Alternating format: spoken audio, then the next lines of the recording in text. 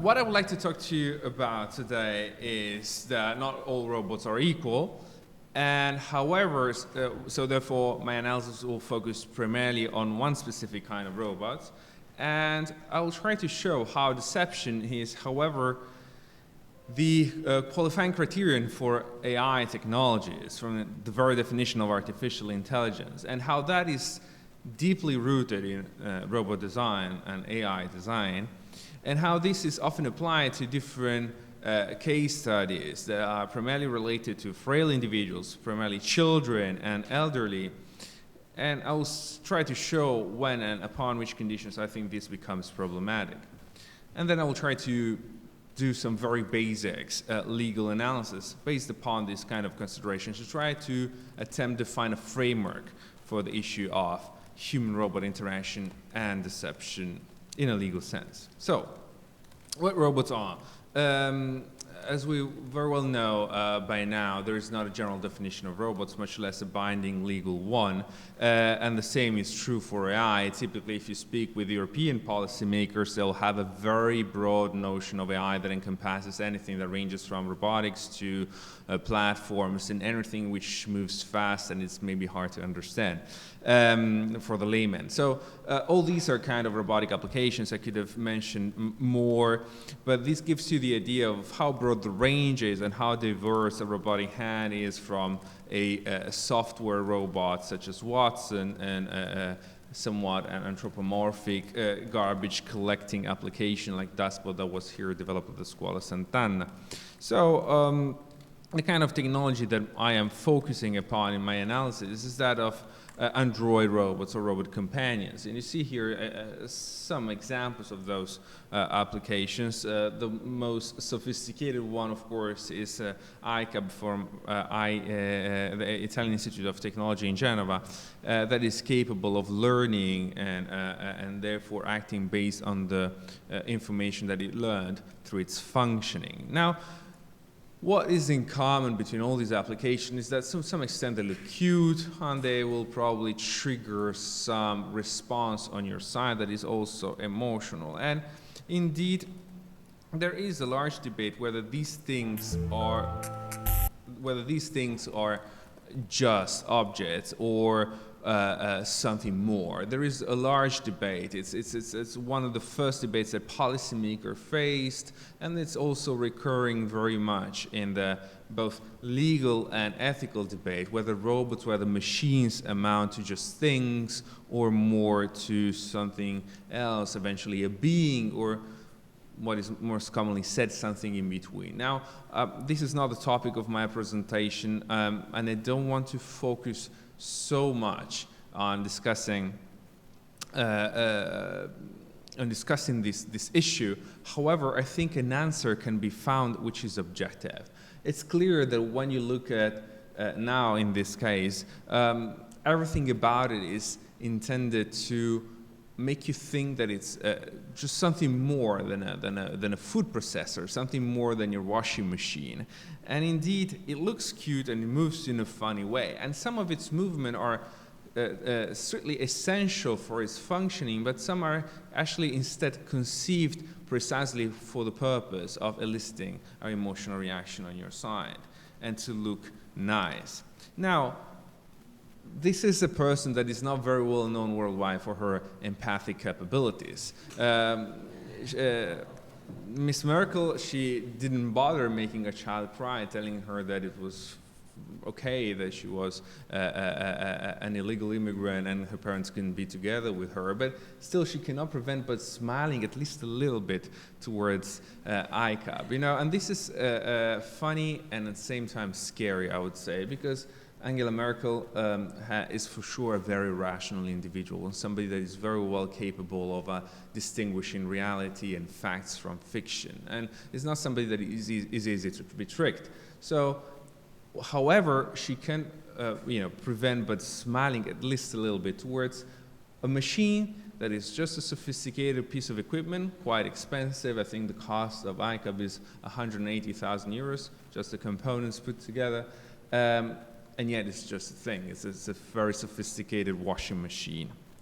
Now, in the current debate that lawyers, philosophers, policymakers get involved in, a lot of space is given to emotions and appearance. You know, there are some people that truly say that what matters, also from the neuroscientist society, that what truly matters is how humans perceive such machines rather than what these machines truly are. And I firmly disagree with that.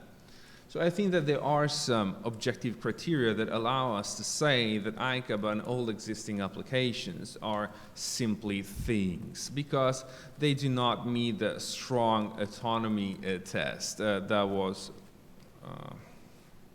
defined by this German philosopher Gutmann that wrote this article in 2011. So according to Gutmann, we can distinguish between a notion of strong autonomy and a notion of weak autonomy. Strong autonomy is what is possessed by human beings and those that might fall under the category of subjects. And that entails the capability of identifying, well, perceiving one's own existence and identifying one's own goals and being capable of perceiving them and acting consequently in order to achieve them.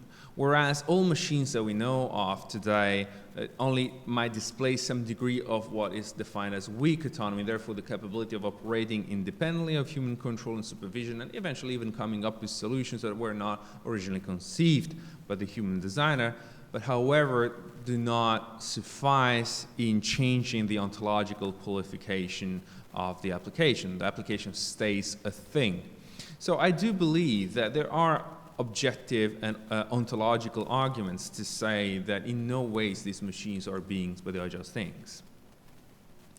However, the ability to deceive is deeply rooted in the very notion of artificial intelligence. If we take the very Turing test that I assume most of you are familiar with, is very much based and solely based on the capability of the machine to induce the human being into error.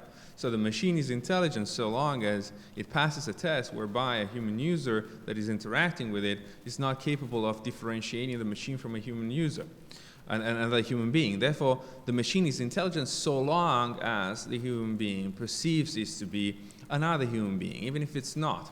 And the Turing test was passed in 2014 at the British Society in London, where a software simulated the behavior of a 14-year-old Polish boy.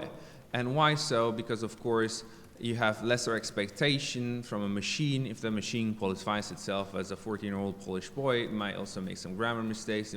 Some of its answers might be not so context-specific or appropriate. And therefore, the human user interacting with a machine that pretends to be a 14-year-old Polish boy is probably more willingly to agree that that is indeed another human being rather than a machine. So this is to say that machines are not truly intelligent. They are not truly autonomous, and yet they can manipulate human beings into thinking so.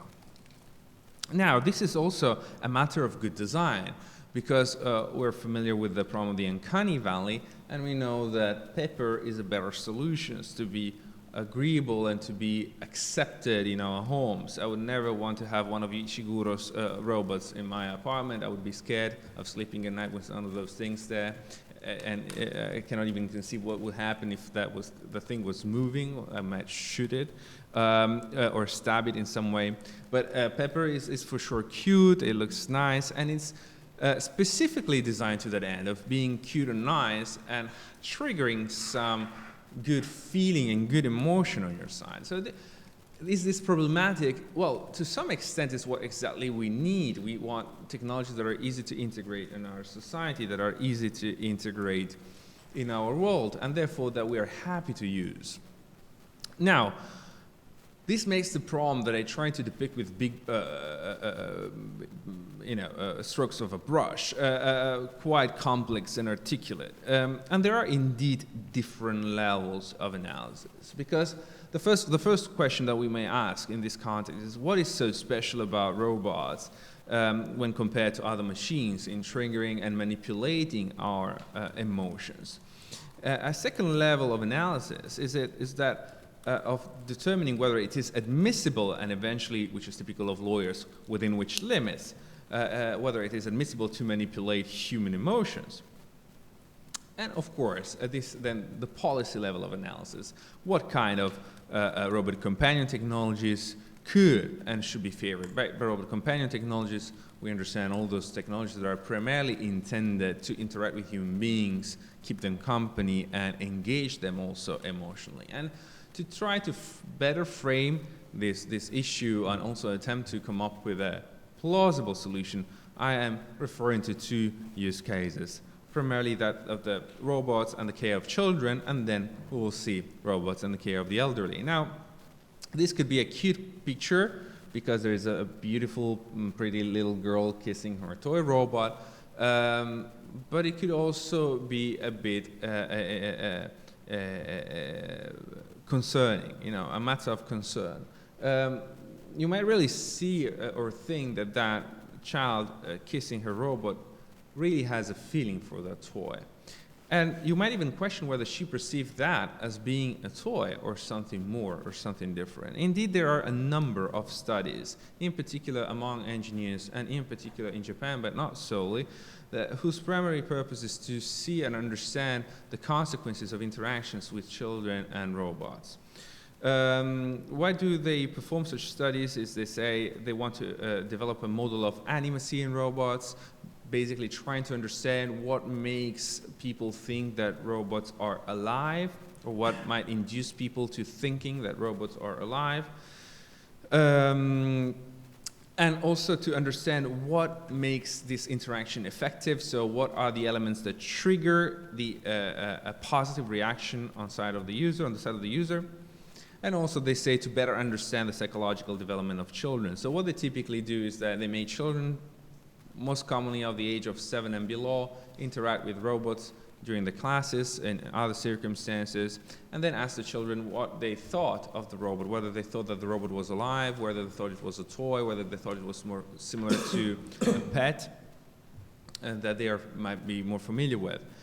And very often children misqualify, according to these studies, the robots as being something in between, a living being and a mere toy. And the reasons why this is the case, scientists have identified, are the morphology of the machine, so the way it looks, and this is the reason why Now or Pepper are quite successful kind of application, and in particular this human artificial hybrid is really effective in inducing the child to think that it is something more than just another toy. So it needs to look artificial, but it also needs to look somewhat human-like, something in between. The other element that is very much important is the responsiveness of the robot to the context. So, and its ability to move, that might be autonomous, more or less autonomous, but at least needs to provide this appearance. However, what has been observed as well by scientists in such cases is that human emotions are very relevant. Meaning that if a robot displays, when moving autonomously, some problem, some difficulty in accomplishing its task, the child will go for help. And this empathic reaction makes the child bond with the machine very strongly. Now, I didn't put it in the slides, but I was in New Delhi for the Roman conference just a few weeks back. That is the major conference on robot-human interaction. And during the Roman conference, I was presented with the results of a study on the elderly in similar circumstances. And what was very interesting is that all people react to robots in difficulty in the same way. So apparently, they put a not so sophisticated machine in the house with people affected by dementia, and what they observed was that the robot was to complete certain tasks, and in order to complete such tasks, it was required to identify the human user. But the robot sensors were not so sophisticated because the budget for the experiment was quite low. So the robot would get mistaken even with pictures hanging from the walls. So I would think that the person that they were caring for theoretically was even the picture of that very person hanging from the wall. So the patients actually realized that very fast. And so they wanted to help out the robot. So they learned to stand still in front of the robot for the robot's tasks to be easier, so for the robots to be capable of identifying them. So they were trying to help out the robot. And when the people running the experiment observed that, they asked the people why they would do something like that why they wouldn't get pissed with the robot not functioning as it should and rather try to help the robot. And the answer was because we felt we were useful. So really the capability of manipulating human emotions and the empathic reactions that human beings naturally have towards other beings or towards what they perceive as other beings is very strong and very deeply rooted. Now, what are the uses, potential uses, well, of such technologies? One potential use would be in childcare. In teaching children. But that is basically grounded on inflated expectations. No technology as of today would be capable of teaching children because they're not sophisticated enough. Yet they could be useful companion robots. So, and all such studies intended to understand how emotions can be manipulated and how reactions could build up and modify the perception of the child towards the machine are very much going towards the development of companion robots and developing eventually delusional emotional bondings. And this could be really relevant social consequences of such a trend. These are two things that recently happened, like I think 2 or 3 years ago. The one to the left is the image of a Japanese young man in his 30s that is getting married to the video game character from a video game that he liked to play. And the picture on the right is another Japanese man who designed his own wife robot that goes beyond a mere sexual robot. It's intended to engage him emotionally and interact with him as well. Now, these, in my understanding, are problematic outcomes of a trend that can already be perceived so long as this research continues going in that direction. Very briefly, the use of care robots in the care of the elderly. What are the roots for that? They're very well known. Aging population, increase in the need for cure, the later years of life, limited human resources, like there are not so many human carers, and also economic resources that are limited with respect to the welfare system. I was reading an article on this very point today morning on the Italian Corriere della Sera. Anyway, there are many applications that could be used in the care of the elderly. I'm not talking about assistive robotics. Again, here I'm talking about more robot companions that are used for the care of the elderly. Now, this is a very simple case of the seal pup Paro. Again, why did roboticists choose a seal pup and not a robot dog to engage elderly? Because it's easier to simulate the behavior of something that is not very well known.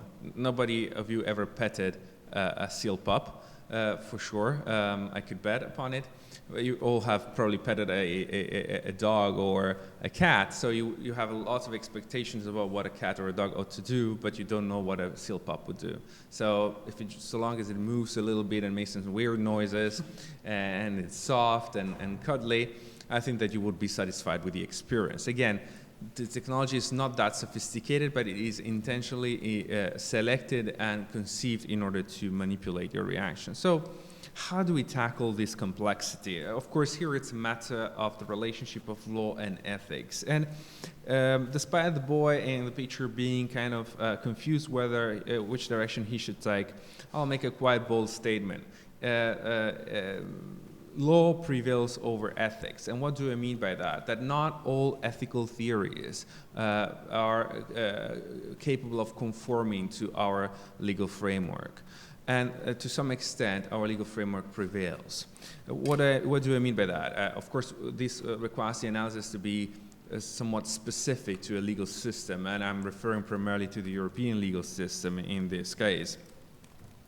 What I'm trying to say is that not all theories are respectful of our fundamental principles laid out primarily by our constitutions, and therefore such ethical frameworks cannot be equally admitted or accepted, and cannot be considered on an equal footage in order to ground policy decisions. Now, very briefly, because I'm running out of time, a utilitarian approach is largely insufficient. Why so? Because it merely asks whether the treatment is beneficial without really taking into account with respect to what and how this benefit ought to be measured, and eventually the overall societal consequences, and merely asks about consent, so whether the human being consented to the given treatment. The capability approach, Martha Nussbaum approach, is very widely used, but again, it's not really, it's very neutral with respect to the fundamental parameters that are to be taken into account, whereas our constitutional framework is very much rooted in human dignity, primarily at European level, but not only. So human dignity is a fundamental principle that many other ethical approaches, so the transhumanist approach, for instance, would like to discard or minimize. But instead, it's established by national and international norms, the European Constitution. And however, we all know that its definition changes over time, and too often that is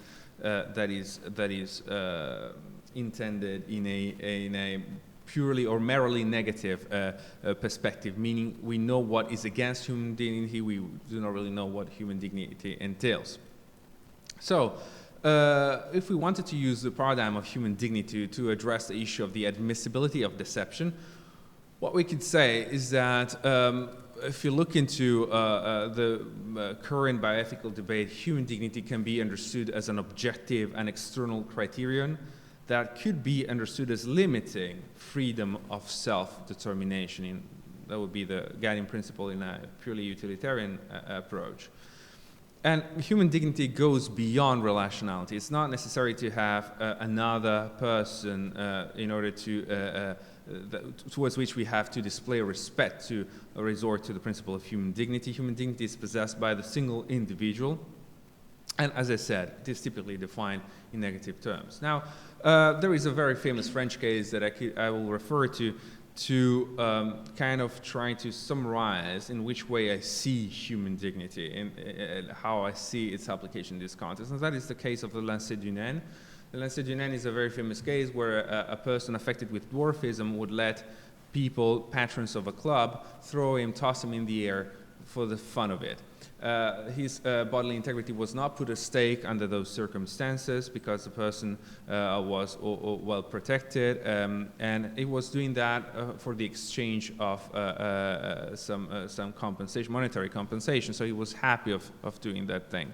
And he was above age and he was freely consenting to it. Yet the administrative court in France, the Conseil d'État, they said that this behavior would violate human dignity. Now, if human dignity is an objective criterion that poses some limits of freedom of self-determination, I think that we might come up with some basic conclusions. Well, reality should prevail over appearance. Machines are machines and they're not beings. Agreeable design is a necessity, but I am very much concerned with pure deception. And the manipulation of human emotions, sure, that is primarily intended to replace human relationship with human-machine interactions, is for sure problematic and impoverishes human beings. Now, the intended use of the technology is relevant, so we don't have to throw away all considerations that could be performed under a utilitarian perspective. In some cases, some degree of deception might be reasonable. However, it's not the user's possibility to freely determine whether he wants to agree to be deceived. It's not a matter of self-determination, because some uses or some behaviors of the technologies might still be deemed violating this fundamental concept of human dignity. And if they do so, then they cannot be seconded and they cannot be admitted. Thank you.